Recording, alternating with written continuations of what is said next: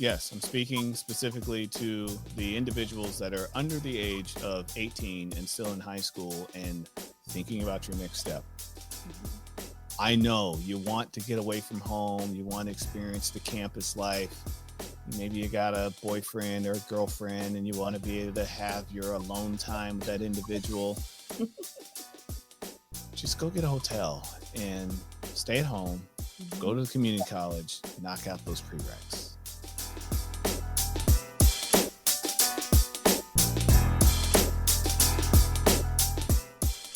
Welcome to Becoming an Attending, a guide for future ER physicians. Each episode delivers financial insights into navigating undergrad, medical school, residency, fellowship, and becoming an attending physician.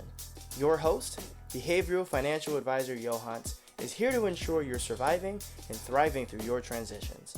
Now, let's get started.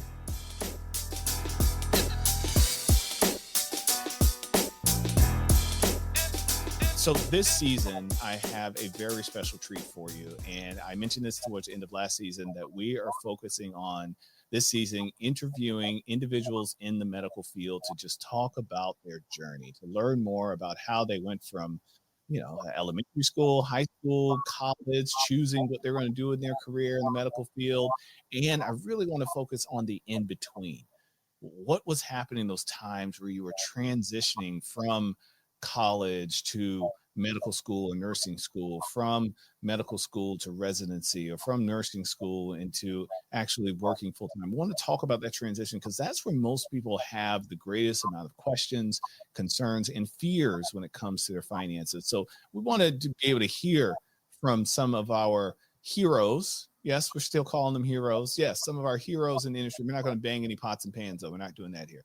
But I want to take the time, like I said, to interview some folks to give you some insight. Now, if you're listening, you're like, well, I'm not in the medical community. Here's the thing. There's still going to be similarities. We're still going to have our trials and tribulations. And guess what? It doesn't matter what you do for a career. Dollars, a dollar, a dollar, a dollar. You're still trading your time. You're trading your energy for some money. It's just a different line of profession. So I want my medical students to listen to this, the college students to listen to this, so that you can pick up some of those tips and tricks, because you don't have to learn everything by doing it.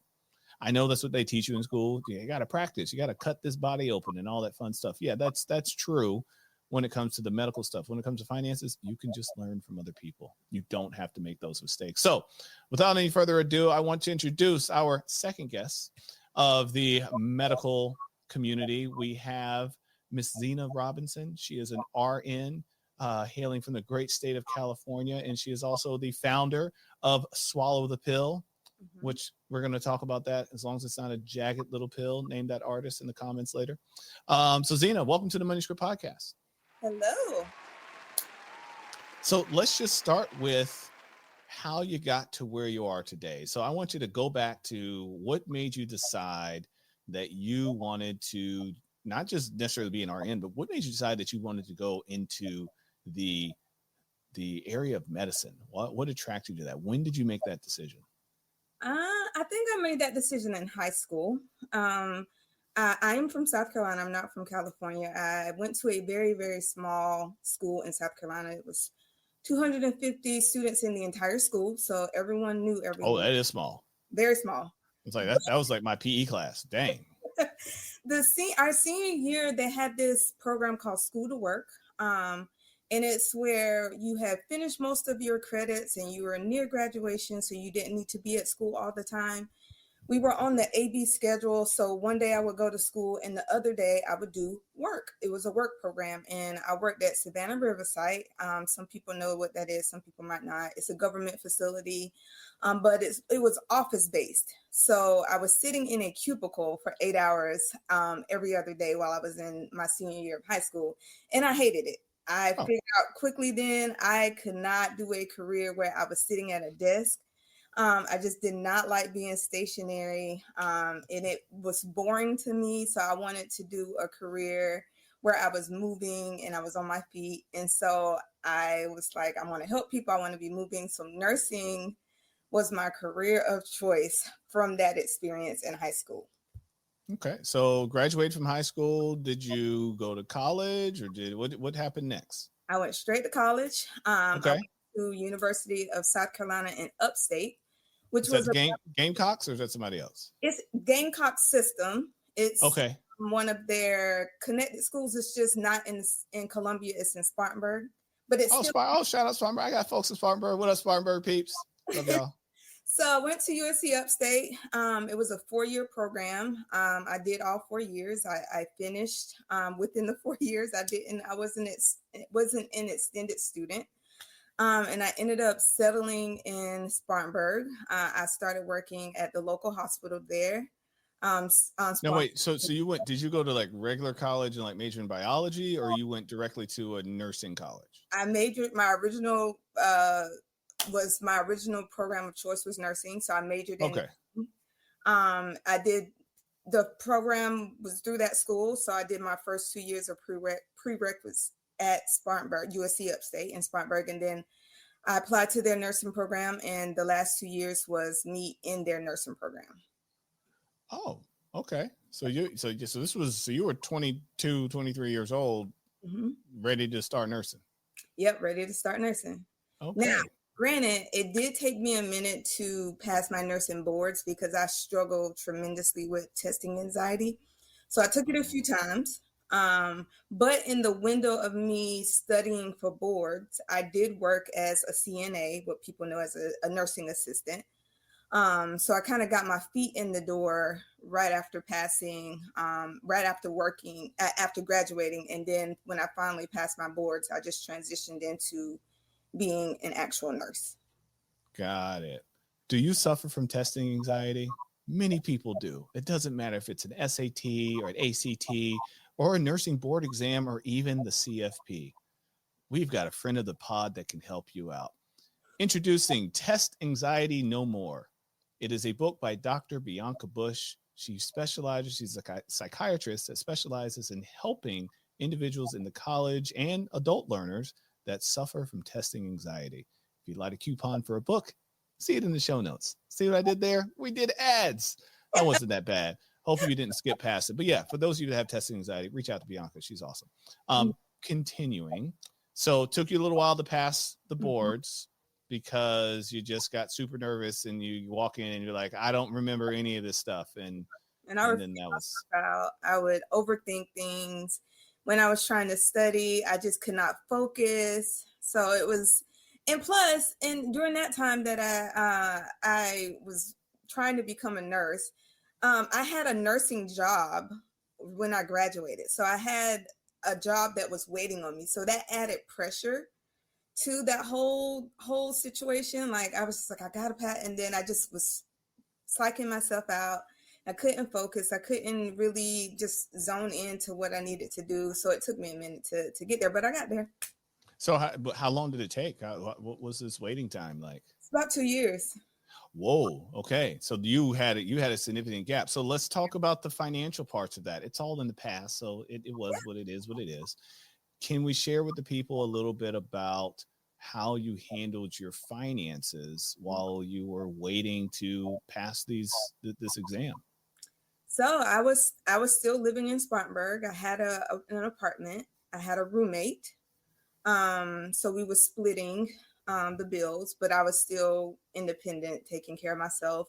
I think at that time the offer was for like $20 an hour if I would have gotten the actual nursing job, but instead of the $20 an hour, I was maybe making half that as a nursing assistant.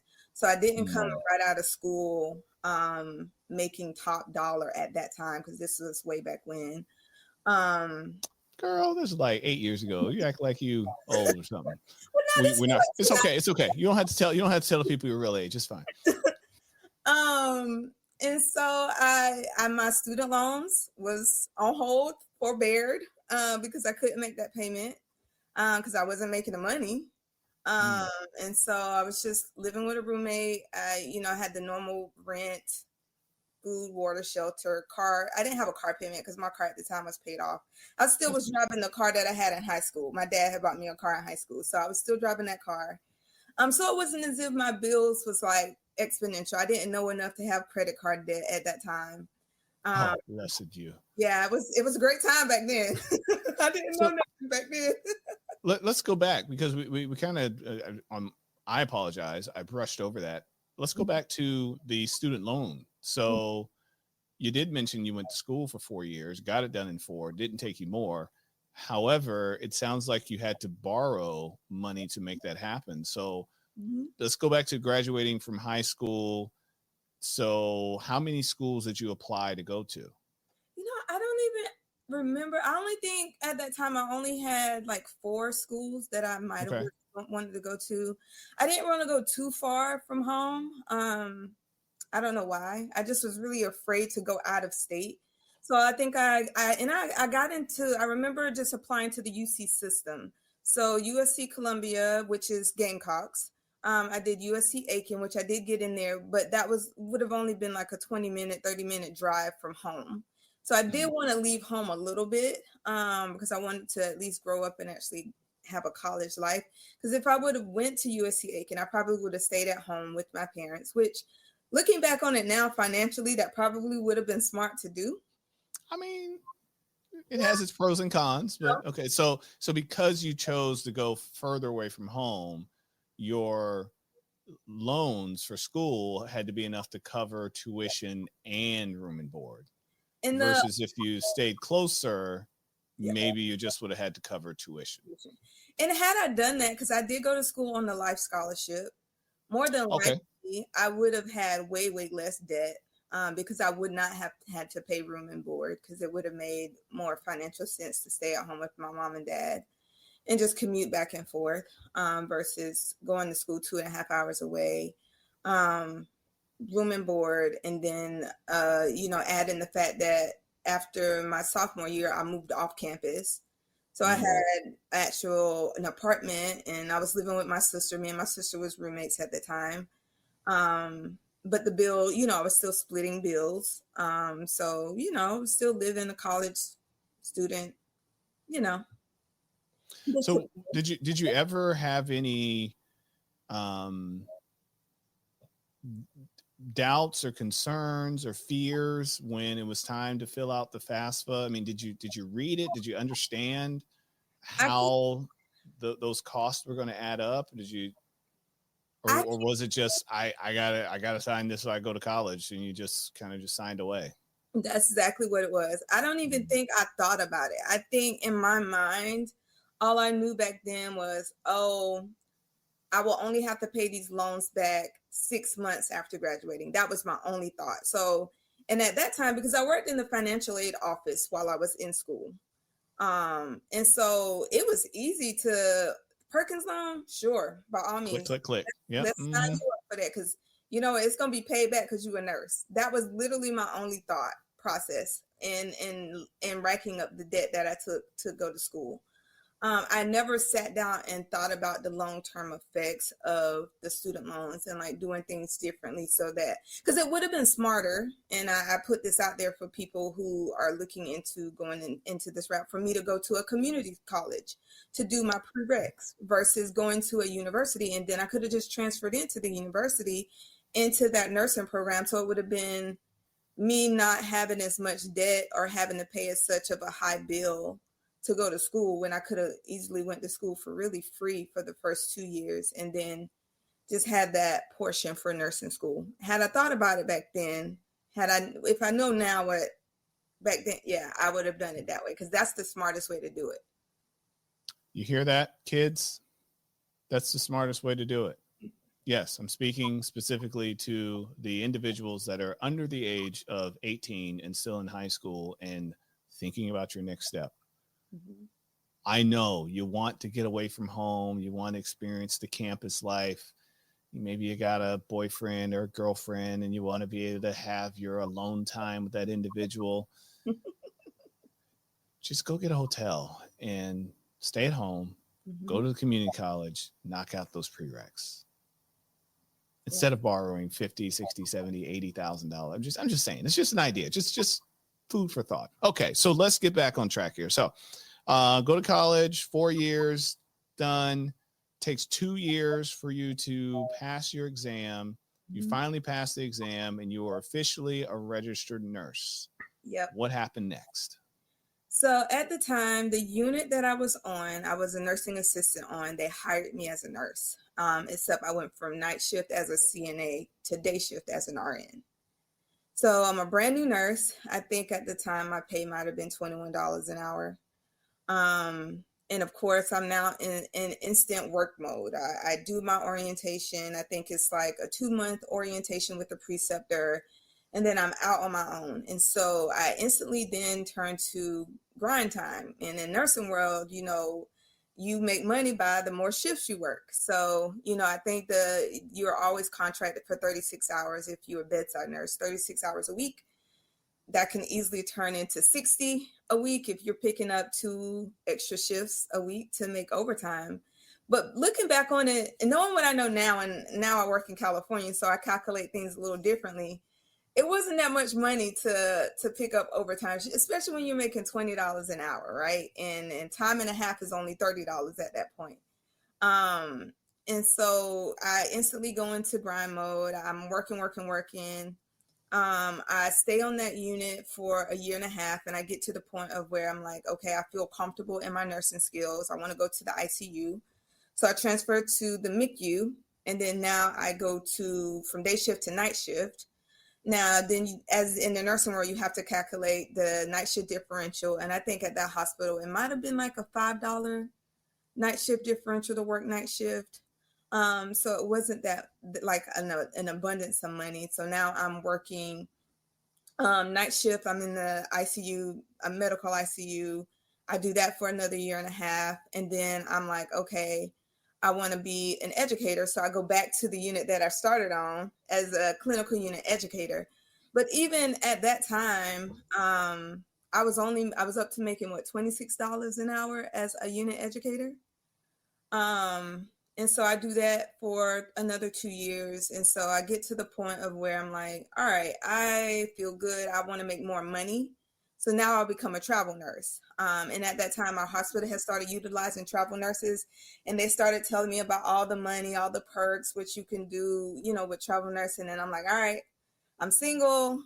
I had a house at that time and all of that. So I'm like, I want to go travel. It's just me. I've been here, like, let's go. And so I take off to Texas. Texas is my first contract that I took.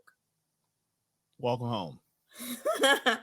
Which was really interesting because I was on the border of Texas. I didn't speak a lick of Spanish. Everyone there spoke Spanish. I stayed there for 10 weeks, and it was by far the hardest thing I think I've ever done.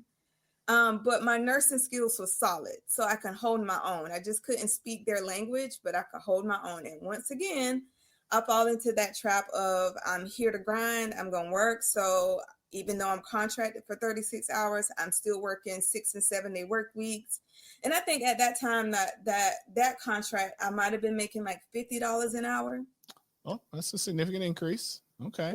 And so it goes up, but at the same time, I'm still not bringing in a significant amount of money when you really look at it, because I had to duplicate expenses. So I have to still pay for my house that I have back home. And I also have to pay for what I'm living in here, because I'm in Texas now. So I'm living in like an extended stay. It was a really nice extended stay, but it was still duplicating expenses because so they weren't covering your lodging expense. They're not covering my lodging. They're giving me the money for me to cover my lodging expenses. So I stay in Texas 10 weeks, and then I go from Texas to Arizona. I stayed in Arizona for 9 months. I loved Arizona because it was hot. I actually liked the hospital that I was at. And I think the pay was still about the same. And I pulled back on some of my hours because now I'm in a place where I actually like being as hot. I want to go and see stuff. So, I'm exploring. And then I go back home. I stay there for 9 months and I go back to South Carolina. So now I'm home. And so now I took a contract that was about an hour and a half from my actual house. And so, and it was, the hospital was in between my house and my mom's house. So on days that I would work, because it would only take me an hour to get to my mom's house, I would just drive from Columbia to Williston. And then on the days where I wasn't working, I would just go back to my house. So that was really convenient because now I'm able to save more money.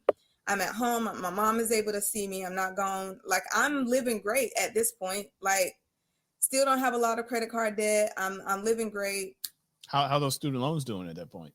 See, that's the thing. I was not smart to start paying back the student loans. You just kept defer. Like, yeah, I got the money for y'all. Defer, forbear, defer. You call them up and say, hey, they're like, let's guess, you want to defer? Yep. You know, how'd you know? Go ahead and defer that. So that means the interest was still adding up. Yep. Do you remember how much you originally had when you left college? I don't. And it couldn't have been no more than 40, 50 grand of student loan debt. Wow. Do you know how much it ended up being when you started actually paying on it? When I actually started paying on it. Mm-hmm. Like, how much had that 40 grown to? I'm not even sure, because I don't even remember. I remember paying, like starting to pay, but I don't think I looked at specific numbers. I just remember, I think I got to a point where I'm like, all right, I need to start paying closer, because I had a point where in my life where I wasn't really paying attention to money. I was just living. And then it was like a light bulb went off that was like, all right, you need to do a little better with this, because you really, like, you got some serious debt that you need to pay attention to that you're not paying attention to. You know what? When what it was when I did start paying attention to the debt, because I also, during the time of all of this, I went back and got an MBA. Because, so you were like, hey, bring the debt on. Let's go. I did. Let's get some more. Because I did hit a point in that 2 years that I was working to get my nursing license, because I was working with some nurses that wasn't too friendly. And I hit that point where I'm like, I'm not going to do nursing anymore. I'm just going to go back and I'm going to get a business degree and just find something in human resources. I'm not going to do this anymore, because so you almost had a career change. I almost had a career change, because during that time as a CNA, I was a nurse as a CNA, and I struggled tremendously with that. And the nurses that I was working with, some of them wasn't as friendly as I would have hoped. I remember one of them in particular. She just was not kind, and like, I would be stuck with her all the time. And so I got to the point where I'm like, you know what, I'm just gonna do something different. So I went back to school. I got that MBA, and that added on to the debt that I already have. And so when I got my house, I almost couldn't get my house because of the amount of student loan debt that I had. And I think at that point, I might have been at like 100K in student loan debt. Wow.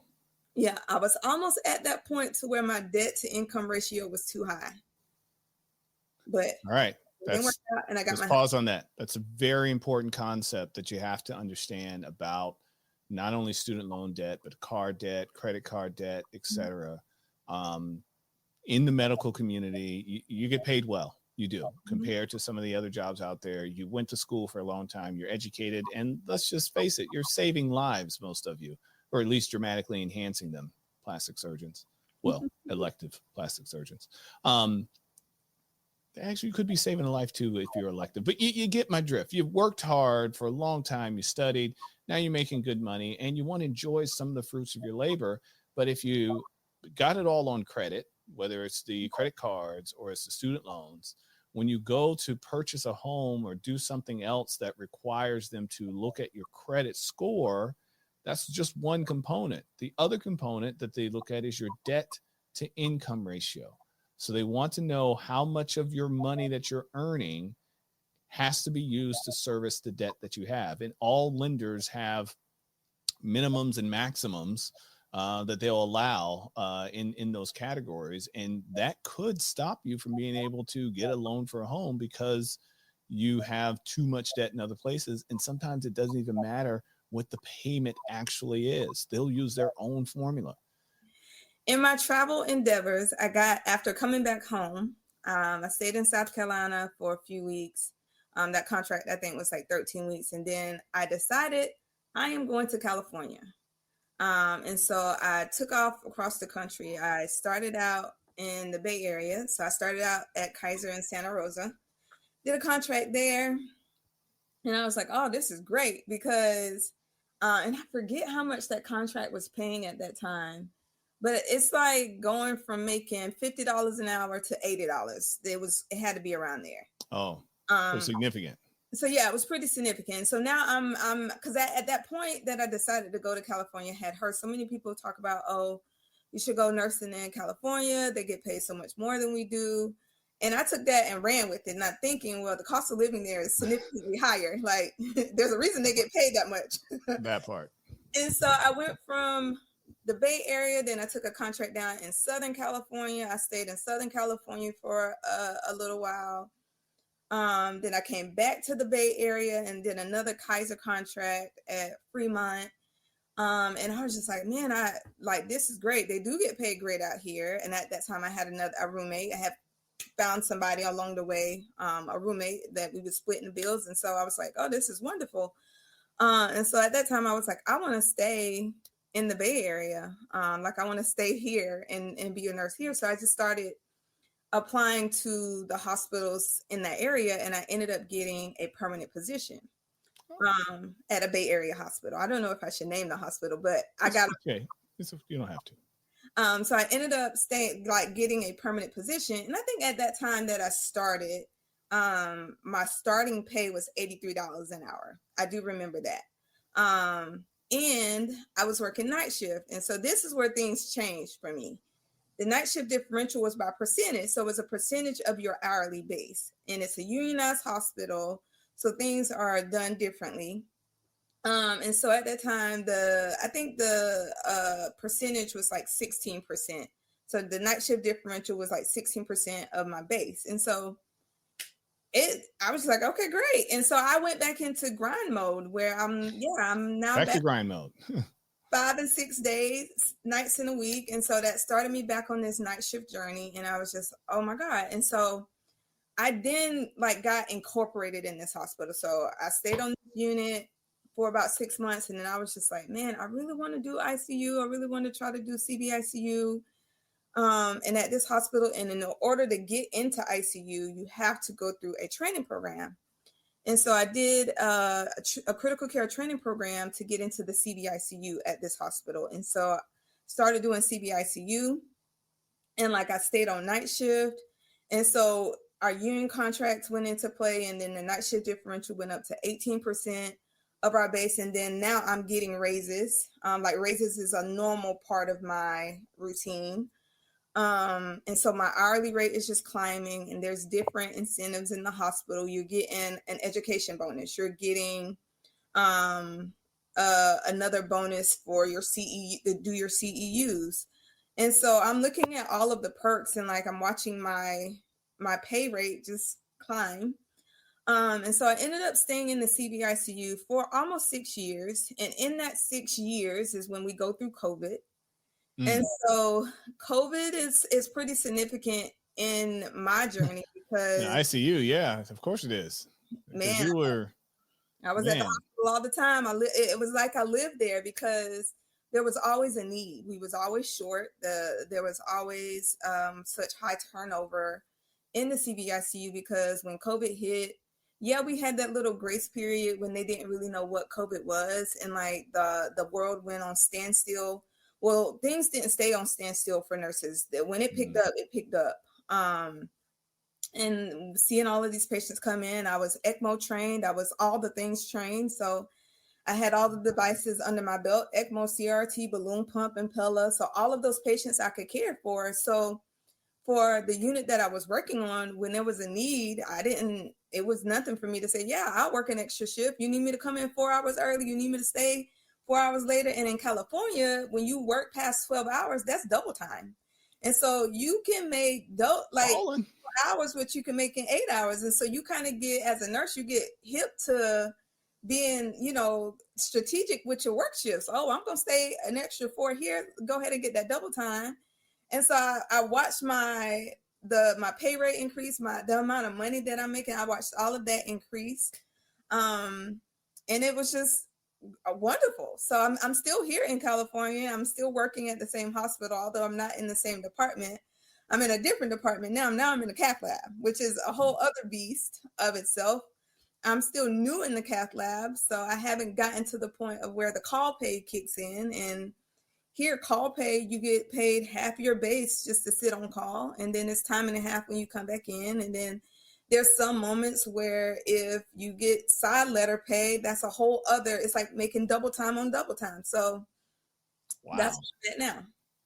So what I've learned about your journey is, number one, you were very clear on what you wanted to do. Yes. So you were clear on what you wanted to do. You went through school, you got that done. You did get some test anxiety that gave you a couple of years of setback. However, you're finally able to get over that. And then once you had your credentials, it was work grind mode. Yep. It took some years for you to really start paying attention to your finances. And as you did, you also said, you know what, maybe I should get some more education so that I can make some more money. Yeah. But ultimately, it was your nursing career that really kicked off because you learned about travel nursing. You got to get outside of your home state and experience some things. And again, get to focus on the things that you love. And one of the things you learned throughout that process is the importance of understanding the compensation plan of the company you're working for. Because once you understood that compensation plan as a nurse, you had the keys in your pocket. Unlock. Let's go. I got, double time this, triple time this. I get this, I get this, I get this. And you were able to decide how much are you willing to do? How hard are you willing to work? So through that, I'd like to just know if there was any, and you mentioned a few different things, but what would you say was your greatest financial mistake that you made across that journey? Not paying attention to it early on. I think had I paid attention to and took it seriously early on, I think in my mind, it was out of sight, out of mind in the beginning. I didn't pay attention to it. It wasn't even a thought. Girl, you got student loans you need to pay off. Like, I was just living just to live. And then I put myself in a position to where I was taking care of external people, external things, instead of taking care of the things that was attached to me, which is my student loans. And instead of paying attention to that, I was putting my money elsewhere. And, looking back on it now, like I put a lot of money in external things when I could have been done paying off these student loans by now. Had I? So you're still working on student loans? Still working on the student loans. Okay. All right. Well, it is going to be a journey. And even though I've been a nurse for 10 plus years, student loan forgiveness hadn't completely kicked in yet.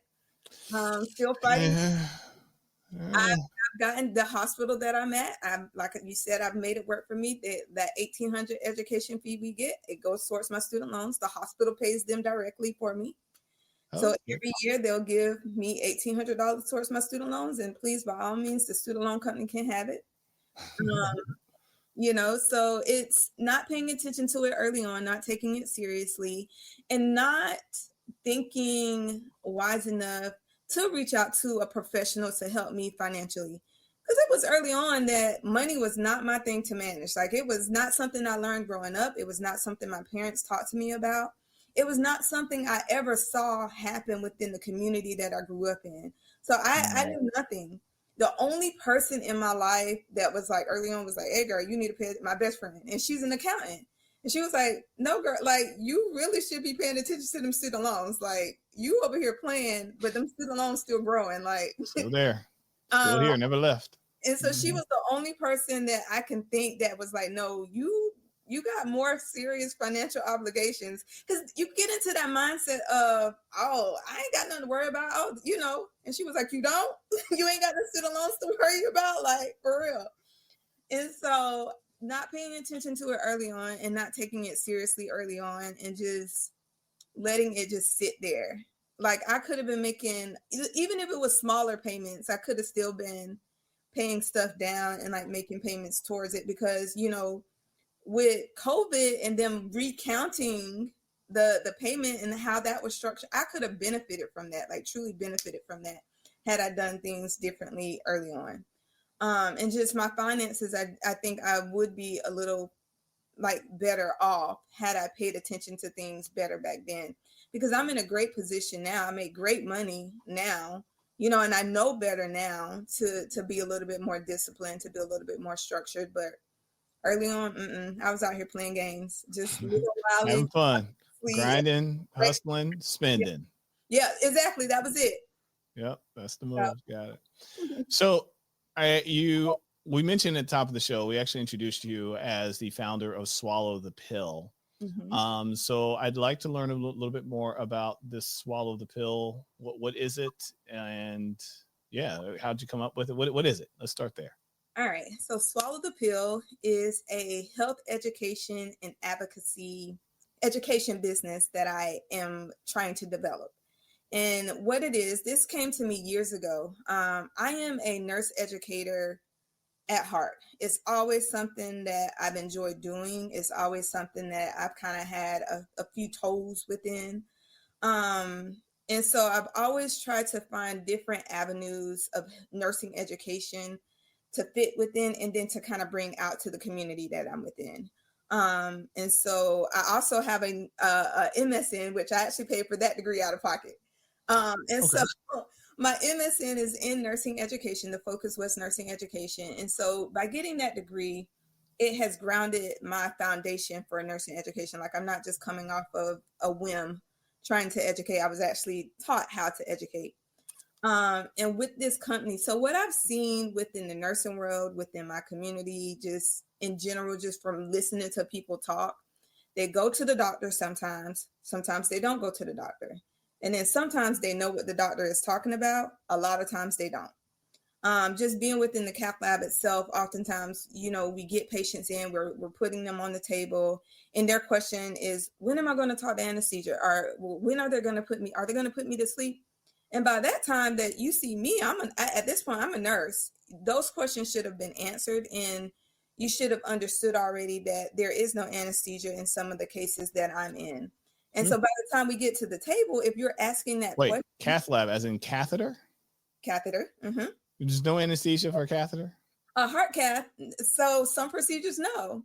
Some procedures, you can be awake and it's perfectly fine. You do not have pain receptors in your heart.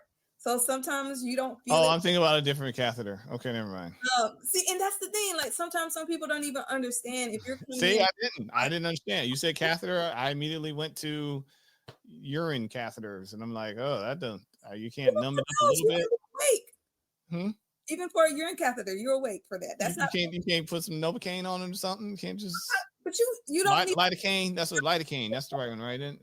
Yeah, but you don't need an anesthesiologist for that. Oh, yeah, that's true. You don't. Okay, fair enough.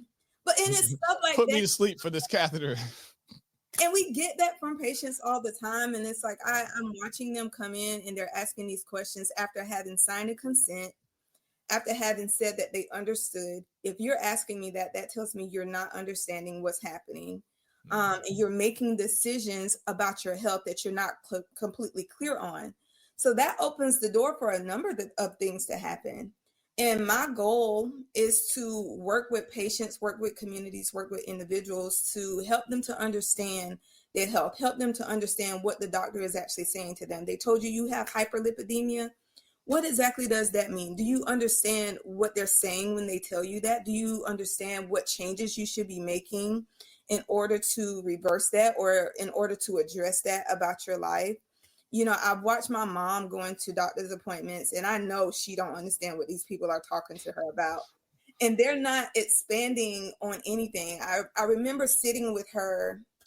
She was having a colonoscopy done, and she went to the scheduler to make the appointment. And at that appointment, this girl tells her, yes, you can do the prep with drinking a gallon of sweet tea. My mom is a pre-diabetic. She's not about you, and you just told her to drink this prep that is a gallon with sweet tea. Absolutely not. No, ma'am. Like, and to hear stuff like that happens all the time, and patients don't know any better. They don't have enough information to ask the right questions, I feel like. And so I want to work to bridge the gap between the doctor's office and the home, the doctor's office and the community. They're telling you these things, but do you completely understand what it means when they say that? Do you understand what lab work you need to have, John? Do you understand that you even need to have a yearly physical? Do you even know that your insurance company should cover that yearly physical? It's preventative medicine. So my company, Swallow the Pill, and Swallow the Pill is a play off words. When I was a med-surg tele nurse, I used to say that all the time. Did you swallow the pill? When I'm assessing if a patient has swallowed what I've given them. So it's a play off word. Have you swallowed? Have you digested what they've told you about your health? Do you understand Okay. what Okay. they're saying about your health? And so that's my ultimate goal, is for people to have the knowledge that they need to make better health decisions about their health, to make sure that they are knowing what options they have before them. I see all the time at the hospital that I work at, people come in because these doctors have talked them into these procedures. And some of these procedures they do not need to have. And I say that lightly. But because they feel like this is the end all be all, they need to have these procedures. Some of these procedures are not necessary. You can live a life that's perfectly fine without having this done. You're actually putting yourself at higher risk by laying on these people's table and letting them do what they do, because then you open yourself up to their knowledge and expertise. And sometimes there are some cowboys in the healthcare world. No, and there's just a recovery risk. In the recovery. So yeah, there's tons of risks that you open. Deion Sanders lost half his foot because he had a surgery, which he probably needed to have, but it was the result of surgery that led to blood clots that led to losing half his foot. Yes. And that happens all the time. Did he have to have the surgery? I don't know. Not my business, between him and his doctor, but it was the result of the surgery that led to the blood clot. Yeah. So it's, and just talking to patients. I remember talking to one of the doctors that I work with in the critical care unit, because I was running this idea of this like by her. I was like, just tell me what you think about this. And she was like, oh, absolutely, there's a need for it, because, at the hospital I work at, we do a lot of transplants, heart, lung transplants. That's common. We see it all the time here. And she was saying some of the patients that she's encountered didn't even realize that their chest would be open. They just thought it was like a small incision for a lung transplant. You know how? We gotta crack them ribs, bro. Yeah, like Turn the saw on. Vroom, vroom. Let's get it. Consent for a procedure, and you don't even know that they have to open your chest. And the recovery period for that alone is massive. So I want to work with patients. Bring me your medical chart. Let's go through it. Do you understand this diagnosis? Let's walk through what they mean when they say that. Do you understand what lab work? Because if you're on certain medicines, that might come with consistent lab work that you have to have drawn. The medicines that you're on. Do you understand what these medicines are doing, like how they're affecting your body? So I really just want to bridge that gap, because I understand it from a medical world. Like, I get some of the stuff, the medical jargon, but when they're giving that to patients, I like people like my mom, because had I not been sitting there, she would have drunk that colonoscopy. Doctor said I had to drink it with tea. And she would have told me, they told me I can do this. And absolutely not, ma'am. Your hemoglobin A1C have not been below 6 in years. So you're not about to sit here and drink a gallon of tea on my watch. And so that's just what I want to do with whoever needs that assistance. That is beautiful. Well, anyone that wants to learn more about Swallow the Pill, how can they get in touch with you? YouTube. I have a YouTube channel where so far I've gone through diabetes, hyperlipidemia, just different things that you wouldn't know if you were being admitted to the hospital. Go to my YouTube channel, Swallow the Pill, Health, Education, and Advocacy. You should see my face pop up, and there's a list of videos that you can go through. I'm also on TikTok at Swallow the Pill. I'm also on Instagram at Swallow the Pill. So there's a few avenues that they can get to me through. And we will put some of the links in our show notes. Zena, thank you so much for opening your heart and your mind and your soul and just sharing it with all of our listeners. Hopefully, as a listener, especially if you're someone that's on that path, you picked up some valuable nuggets. Mm-hmm. Hopefully, to Zena, like I said, you don't have to learn everything through experience. So if you're that person that hasn't been paying attention to your finances, start by paying attention. You don't have to do anything. You don't have to change anything, but start by just gathering some awareness. And as you gather that awareness, that should lead you to ask more questions. And if you get to a point where you're like, I don't know the answer to this, ask for help. Whether it's myself, whether it's another financial advisor, there's dozens of financial advisors that actually specialize in the medical field. You can find some of us on all the different social medias. Make sure you're talking to someone reputable. Not someone that's just going to sell you some product and say, oh, the answer is you got to buy this from me. No, you're looking for strategies. You're looking for consultation. You're not looking for a product. So again, Zena, thank you for joining us on the Money Script Podcast. Do yourself a favor, listeners, not yourself. Do someone else a favor. Do someone else a favor. Share this episode with one person. We'll see you next time. Take care.